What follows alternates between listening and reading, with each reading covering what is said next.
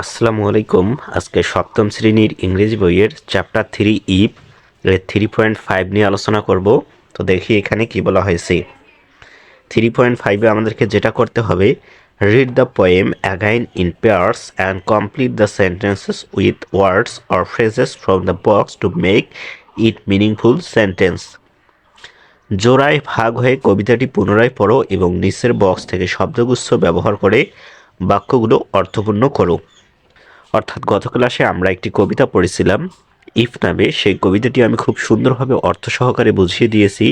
যারা এখনও ক্লাসটি করেনি তারা অবশ্যই করে নেবে। সেই কবিতাটি আমাদেরকে আবার পড়তে বলা হয়েছে এবং এখানে দেখো কিছু শব্দ দিয়েছে, বক্সের ভিতরে অনেকগুলো শব্দ বা শব্দগুচ্ছ দিয়েছে আমরা দেখতে পাচ্ছি।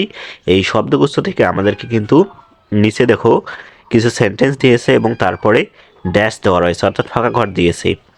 এই ফাঁকা ঘরগুলো এখন আমাদের এই বক্স থেকে শব্দ নিয়ে আমাদেরকে পূরণ করতে হবে। অর্থাৎ এখানে কিছু শব্দ এলোমেলোভাবে দেওয়া আছে, আমরা এই লাইনগুলো পড়বো বা সেন্টেন্সগুলো পড়বো, পড়ার পর আমাদের মনে হবে যে এই ড্যাশে যেটা বসবে সেটা আমরা এই বক্স থেকে নিয়ে এসে এখানে বসাবো। তো বোঝার সুবিধাতে একটি বাক্য তৈরি করে দেওয়া হলো। তো এখন আমরা এইটা নিয়ে আলোচনা করব। তার আগে দেখি এখানে বক্সের ভিতরে কোন কোন শব্দগুলো দেওয়া আছে। এখানে আছে start again, a new beginning, নতুন করে শুরু করা।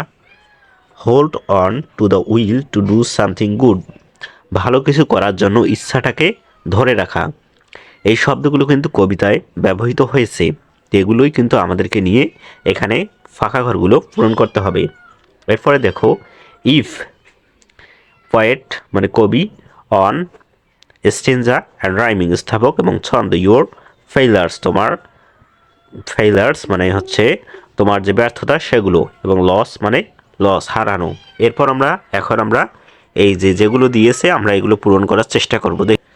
তো প্রথম যে সেন্টেন্সটি হচ্ছে সেটা হচ্ছে দ্য নেম আর দ্য পোয়েম ইজ, কবিতাটির নাম হয়।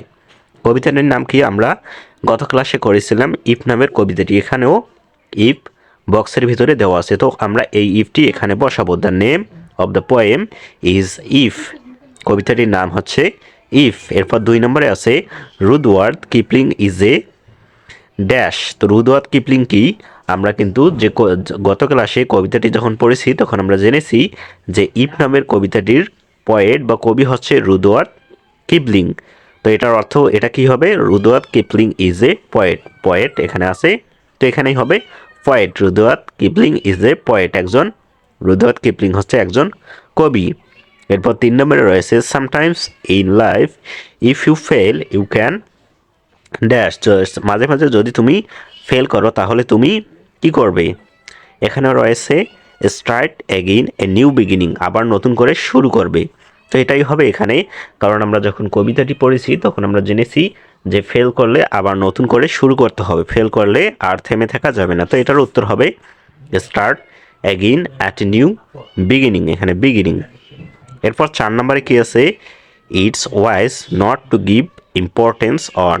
তো জ্ঞানীরা নট ইম্পর্টেন্ট, যদি জ্ঞানী হও তাহলে কোন জিনিসের ওপর গুরুত্ব দিবে না, ইয়োর ফেইলার্স তোমার ব্যর্থতা, অর্থাৎ তোমার ব্যর্থতাকে গুরুত্ব দিবে না। এখানে ইয়োর ফেইলার্স রয়েছে সেটাই আমরা এখানে দিব। অর্থাৎ যদি তুমি ব্যর্থ হও তাহলে সেটা নিয়ে পড়ে থাকা যাবে না, সেটাই এখানে বলা হয়েছে। আমরা কবিতাতেও সেখানে সেটাই জেনেছি। এরপরে রয়েছে 5 নম্বরে on bad days we must not give up, খারাপ সময়ে আমাদের হাল ছেড়ে দেওয়া উচিত নয়। রাদার উই উইল, বরং আমাদের কি করা উচিত। এখানে রয়েছে hold on to the will to do something good, ভালো কিছু করার ইচ্ছাটাকে ধরে রাখো। তো এটাই হবে এখানে hold on to do something good, এটা আমরা এই 5 নম্বরে লিখবো। এরপর 6 নম্বরে আছে if is a poem because it has. তো ইফ একটা পোয়েম কারণ এটার আছে কি আছে, স্টেঞ্জা অ্যান্ড রাইমিং, স্টেঞ্জা এবং রাইমিং বা স্তবক এবং ছন্দ রয়েছে, এজন্যই এটাকে কবিতা বলা হয়। কারণ আমরা জানি একটা কবিতার ছন্দ এবং স্টেঞ্জা বা স্তবক থাকে। এরপর 7 নম্বরে the rhyming word of toss is loss.